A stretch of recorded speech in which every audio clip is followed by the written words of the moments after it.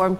And of course, you can, of course, WhatsApp us on our WhatsApp line. It will be right there on your screens. Would love to know your thoughts on the same. And before we proceed with this particular conversation, also remember about the Stand Shut Marathon on the 27th of October this month. It is nearing, guys, and I'm ready for it. You know, I'm ready to run or walk, and I told you before I want to do the 10-kilometer or 5-kilometer, race, for that matter, or I'll walk or run. I'll know what to do when that time comes. But I'll be there for sure, and I'm happy to, of course, experience yourselves who will be joining me on that particular day. Remember, you can choose from the 21-kilometer race, 42-kilometer race, 10-kilometer race, and the 5-kilometer race, and you can register on www.nairobimarathon.com and get all the information you need. And remember, it's all for a good cause. And if you have dreams of becoming a world-renowned athlete or just having a great time, remember some of the biggest names we admire, or of course we hear and we want to emulate or be like, remember, they all began on this platform of the Standard Shattered, marathon or race for that matter. So register and let's have a great time on the 27th of October. So Nora, I mean, a lot has happened, and I don't know, I think the first thing I want to get your perspective on is what you thought about the process of our now impeached, of course, by the National Assembly, Deputy President Rigathi Gachagua. Remy, good morning. Good morning. So yeah. Far, what we've been able to analyze is that the impeachment of the Deputy President is actually, an argument about the norms of acceptable behavior, because previously people were just questioning if these impeachable acts can actually then be criminal in nature, because they thought that then this should have been an indictment. But of course now we've realized that in the National Assembly, all they need to see is that there is any impeachable action that you have committed.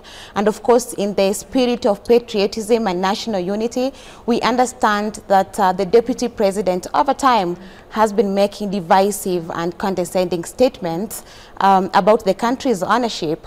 And apparently, this actually suffices that his pronouncements do not augur well with the national unity of this country, and that it does not encourage social integration, cohesiveness, and inclusivity. So for those who are questioning whether it's about any criminal elements, so we just want to be clear that even moral behavior in this matter can be impeachable. I see. So then, moving on swiftly, of course, now it's matters under the bridge. The Deputy President stands impeached by the National Assembly. So then what next? Of course, there's the proliferation towards the Senate, the upper house, whereby then they're going to scrutinize and interrogate every single offense. And of course, now the Senate is going to act as a quasi-judicial system. So I'm sure they're going to give him a fair hearing. But unfortunately, again, going by historical events, we saw what happened with Governor Kawera. And I still am of the opinion that Governor Kawera's impeachment was a travesty of justice, because we could see that these were petty issues that could be resolved through other dispute resolution mechanisms. So then if this is the same Senate that is going to scrutinize and interrogate the matters of the DP, then I think I'm not very confident about it, because at the end of the day, we've seen that our members of parliament, both in the lower and upper house, always vote along partisan lines. And of course, we know that they are always whipped from their political parties to vote in a particular manner. I don't think that they will have then an independent mind to be able to do the right thing. So then that means then that the DP's die is cast in matters legislature from both houses, and the only hope we might have in this instance is our judicial system. And I believe the judicial system always has these bulwarks. They always have, been able to act as the guardrails of our constitution and our democracy, and I'm sure they're going to do the right thing. I see. One of the things that is very core is that politics is a very important thing in this country. And if we as a nation had not gotten that in a very core way, I think right now it's very clear, given the events that we have seen, in the past week. So the members of the National Assembly showed up, entirely to make sure that they participate in this process. And you saw with the votes that he was, of course, voted. Most of them voted to impeach the the deputy president. Sure. But one of the things that we saw the following day was not the same amount of members in Parliament to converse or discuss various bills which are just as important. So how are we supposed to look at this pragmatically and realistically on how we look at especially national issues, because we have so many of these conversations about politics and national matters which are really serious, but I don't think we understand deeply what this actually represents. So basically, Remy, matters politics is that the game of politicking never ends. It's all the same, year in, year out. And of course, now this is a matter whereby then we're gonna now call upon the voters of this nation. Because we have seen over time that leadership, there's a nexus between leadership and development. And for us to be able to realize even the gains of our constitution, across board, everybody, even across the region, they always say that Kenya has the most transformative and progressive constitutions in the world. And we have these frameworks that are supposed to help us catapult our economy to flourish and blossom and be able even to create employment. For example, we inherited, the Kibaki economy that was flourishing, that was doing very well. And when Kibaki came into power, we were able to benefit from the economic recovery strategy of 2003. And then we were able to come up with a political, a blueprint to be able to move forward, which then helped us develop the SDGs, Sustainable Development Goals, the Millennium Development Goals. We were able to domesticate the African Union Agenda 2063, and so many other things happened that were very good. We were able to run the free primary education. But over time, of course, when Uhuru came into power, and of course with the new constitution, we were hoping that now, even with more legal frameworks that was going to protect our constitution and be able to have provisions that strengthen our democracy, we're seeing that that is not the case. But even politicians are actually obliterating our constitution. So then what is exactly the problem? So of course, we've realized over time that in this country, we suffer from poor leadership.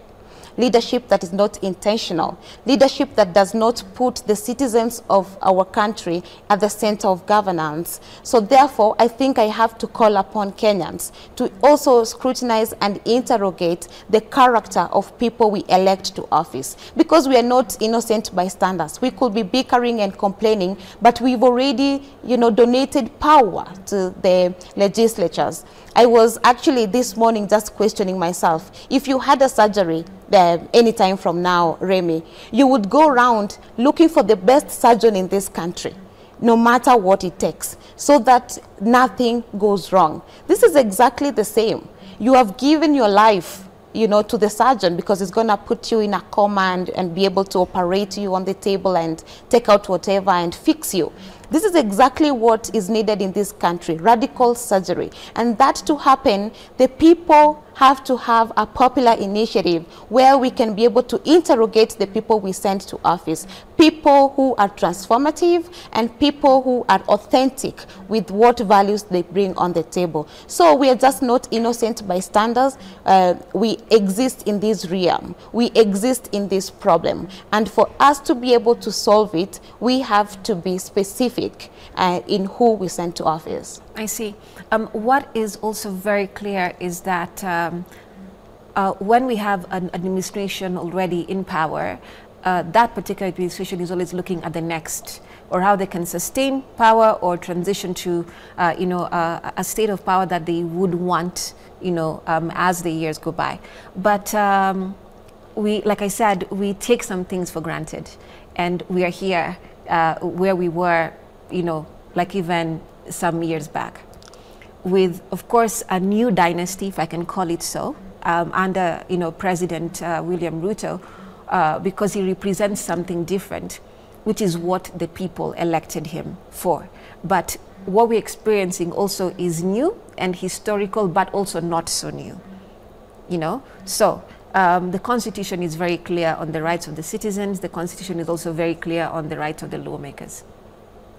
When are we going to see this Constitution come alive as, it's supposed to be, in the sense of having national matters at the forefront of things, as opposed to a lot of the politics that we now see controlling most of our conversation? The Constitution is alive, Remy. The Constitution is alive. It's standing on its two legs. Because clearly, what we need is a very responsive and pragmatic leadership that is able to then implement reforms, especially public sector reforms. You know that we inherited this culture of corruption from our colonial masters, who are able to, be able to fight us through divide and rule, and who amassed a lot of wealth, who chased our forefathers from their farms so that they can put themselves and their people in those farms. So we inherited this dysfunction from our colonial masters, and of course from the first president all through. They have always been trying to consolidate power, to amass wealth, so that they can do whatever they want. So at the end of the day, Remy, for us to be able to transform, we need authentic leadership, just as I had indicated. And how should that look like now under the reality we're in? Under the reality we're in, really, it takes a lot. Because for us to be able to break this cycle of ingrained impunity, we have to do so much as a people. First, we have to inculcate the right values. We have to change our value systems, our social systems, and our political systems. So it kind of needs a holistic approach, from how we are raised, how we are socialized, how we come together as a country, and our collective aspirations. Also, by so doing, we can be able to give a fresh breath to the Constitution to be able to thrive. So because clearly, our Constitution is able to manage the affairs of this nation by itself.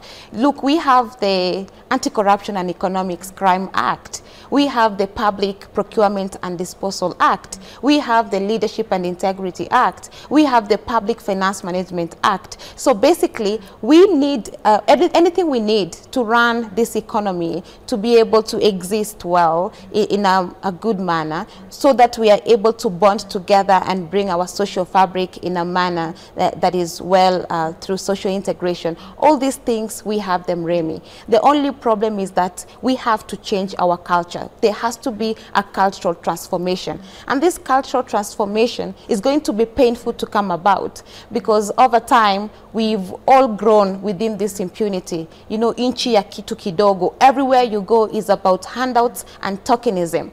And Remy, you could be shocked that tokenism and handouts is not just in the ghettos and informal settlements. It has even happened in the House. You saw in the finance bill, a member of parliament categorically stated that they were paid money to sign the finance bill, right?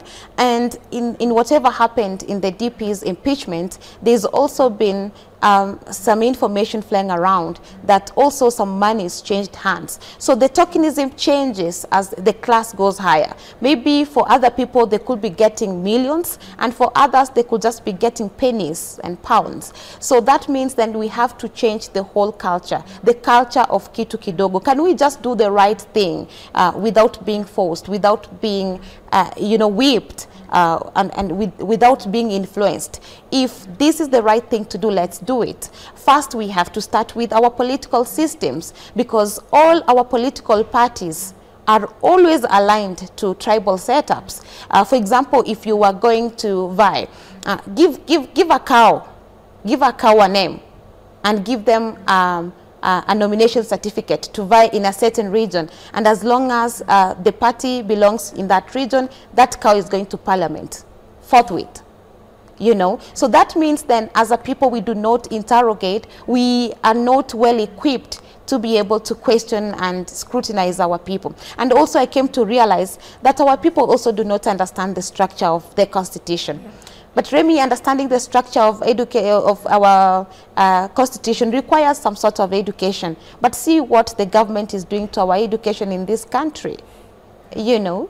So that means then that things are going to be worse, because now with the funding model that is going to kick a lot of people out of university, with the CBC that is so confused that nobody knows what next. So this means then that we are now going to ingrain more impunity, because people are not going to understand these issues, they're not going to interrogate, they're not going to understand the constitution. How many people in Madeira knew that the TP will be impeached? Everybody knew that he was indispensable. So all of a sudden for the DP to be thrown out of office because of some of violating a constitutional tenet, it means then there's so much that the people do not know. I see. We've also seen historical aspects, just like you've mentioned, you know, for whatever we need to seek. You said the constitution is alive, true. It's just how it is being navigated, you know, which is the issue. We've already seen historical aspects happening with the historical impeachment by the National Assembly of the DP, plus now, of course, the protest that we had earlier on in June. As a country, if we want to give ourselves a scale of understanding in terms of percentage or numbers, where would we say we are at? How can we analyze, you know, that particular perspective? In a scale of 1 to 10, we are at 3, I think, because we are doing badly in every front. Economically, we are doing so bad, Remy. We are doing so bad. What's our level of awareness, Nora? Well, you know, what shocks me is that the leadership we have in place is a hustler leadership. These are people who have grown with us in informal settlements, others in the ghettos, and others maybe in middle-class setups. They were not people coming from the privileged backgrounds. You know, with Uhuru Kenyatta, for example, we could excuse him sometimes when he made gaffes, because he was born in State House, Remy. He was born in State House. But here we have our own, you know, chicken seller who rose to power because he had this resolve. He wanted to make it happen so that he could serve as, you know, an example to the rest of us. So then it really beats the logic that you have existed with us, you understand our problems. So what exactly is the problem? I came to realize that people's intentions have to be interrogated. You have to scrutinize people's intentions. Not everybody going to leadership is going to be a servant leader. Some people have, you know, different perspectives on what they want to do. So basically then, Remy, I think that we have lost it. We have lost it because as I was looking at the bottom-up, you know, approach that was going to uplift the hustlers, and I went through every single you know, mechanism that they were going to use to propel the economy, from agriculture to industrialization to education to health. All these policy interventions that they have brought forth, they're not working. You know, look at even the Hustler Fund. I mean, our biggest problem is that we are aligned to populists. Populists who offer simplistic solutions to complex challenges. So somebody comes into power and his, you know, solution to unemployment is throwing you money. Give Remy 500 bob, give Nora 1,000 bob, and he has solved the economic challenges of job creation and employment. So then this begs the question, what exactly should we bring forth as a strategy that works? What should we do, Remy? I mean, we are tired of bickering and complaining? Can we now be able to offer sound solutions? Maybe because we have technocrats in government, very good technocrats. They have written very good papers. I review papers every day written by our technocrats in government, and sometimes I'm awed. They're good. I mean, they would work, but those are written for ideal situations. I remember I used to read Professor Nyang Nyong'o's economic recovery strategies over time, and I used to love how he used to express. He was very passionate about economic growth. And when he got a chance to be governor for Kisumu, you see now Kisumu is Europe. You go to Kisumu and you're just excited, the city is clean, and he has done so much for Kisumu. So that means then if we actually want, we can make it happen. So the problem here is lack of political will. We don't just want to do it. We have the resources, we have the technology, we have the human capital to do it, but we just don't want to do it. Why? Because we want to weaponize poverty. It's easier to rule over poor people. It's easier to give people handouts every day when they're hungry. You remember that Stalin information where they were saying that he beat a chicken, he beat a chicken and plucked the feathers, all of it. And then after he was done, he then, threw what? Some maize to eat, and it came back curling around him and imagining he had no so it's very painful that we are weaponizing poverty. Our children in the ghetto are manipulated. You saw what happened to Morara. That is a sure show of what politicians do. They make sure that you're poverty stricken. Look at all the resources that we waste in all these credit interventions. The Hustler Fund consumed 54.9 billion, right? Look at Uwezo Fund. Look at the National Government Affirmative Action Fund. All this credit intervention, we would have already solved unemployment. So what exactly is not being done? What's the problem? Look at agriculture. They gave us subsidized fertilizer. They gave us aggregation centers, and they said, okay, we have revamped agriculture. Now the youth can create employment. Is that the way to create employment for the youth? First of all, do we even have a resilient agriculture landscape for the youth to be able to come and partake agriculture as an economic empowerment program? We do not even have a structure, a framework to help us propel our agriculture. We still do our agriculture as if we are just feeding our own subsistent family. So then I think in the agricultural front we have failed. Despite the fact that we have the best institutions in this region that have agriculture as a basis. Look at JKUAT. It's actually called Jomo Kenyatta University of Agriculture and Technology. They have the best biotechnology in agriculture. If you go there and you see the wonders they are doing, you will be elated. I was in JKUAT and I understand what they do. Go to here in Eldoret, what is it called? Egerton University. They have an agro-science park. So if the government was really serious about creating employment through agriculture, they could be then bringing all stakeholders together, including institutions of higher learning, all the agencies, including the AFA, Agricultural Finance Corporation, the authority, the seed company, and all those to be able to revolutionize. In the manufacturing front, you see that the president, every time he talks about job creation, he talks about manufacturing and industrialization. He's very passionate. And in fact, recently, he said that he's going to grow the economy to the point where the manufacturing sector will be contributing 20% of GDP to the economy. Yeah, and modernize agriculture. By modernizing agriculture and kind of bringing the multifaceted approach of agriculture, industrialization, and, the value chain. Just be able to, but then does the president realize that the manufacturing sector has been shrinking? There's no jobs for the people. Now hold on to that thought, Nora. We're taking a short break. We'll be back with more of this conversation. Do stay with us.